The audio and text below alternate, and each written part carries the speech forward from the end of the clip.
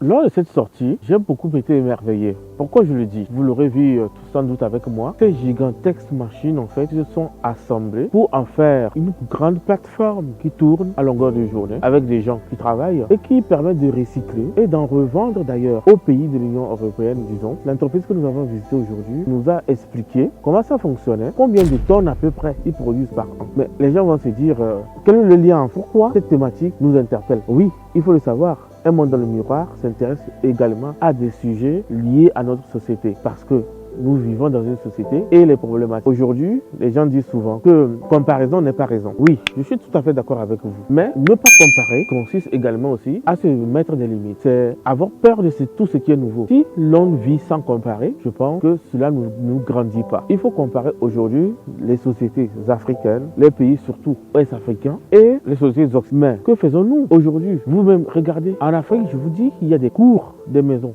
ou des cours communes dans lesquelles nous n'avons pas de poubelle déjà. Il faut déjà imaginer une poubelle dans une maison. Ça n'existe quasiment pas. Pourquoi maintenant parler du tri si les éléments de base ne sont pas réunis? Des dépotoirs qui s'improvisent devant toutes les maisons et qui à la longue nous causent des inondations. Les gens vont dire oui, ça n'a rien à voir. Oui, mais quand même, à force d'amasser des déchets, ça finit toujours par boucher nos caniveaux, il faut se le dire. Donc, à un moment donné, il faut accuser aussi la responsabilité de l'homme. On ne va pas tout le temps accuser le politique. Oui, le politique, il ne fait que ce qu'il peut. Mais à un moment donné, il faut que nous aussi, nous prenions nos responsabilités. Dites-moi dans les commentaires ce que vous pensez. Est-ce que l'on ne pourrait pas copier cela chez nous en Afrique avec tous les déchets que nous avons qui peuvent être recyclés d'ailleurs et revendus? Il faut aussi ici poser la question du volet économique. Combien de personnes l'on pourra employer et combien de familles vivront de cette activité? À un moment donné, il faut qu'on se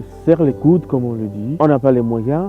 Mais je suis sûr qu'il y en a qui ont les moyens, qui peuvent peut-être se mettre en collectivité, qui peuvent se mettre ensemble et se dire, bon, qu'est-ce qu'on peut faire? Qu'est-ce qu'on peut faire tous ensemble? Imaginons qu'une plateforme de la sorte pousse dans un pays ouest-africain, au Togo par exemple, au Bénin. Imaginez combien de personnes peuvent vivre de ça en fait. Donc, questionnons-nous à un moment donné sur ce qu'on peut faire concrètement et j'espère que cela pourra ouvrir peut-être les yeux à certaines personnes. N'hésitez pas, mettez dans les commentaires ce que vous pensez et à très bientôt sur notre chaîne.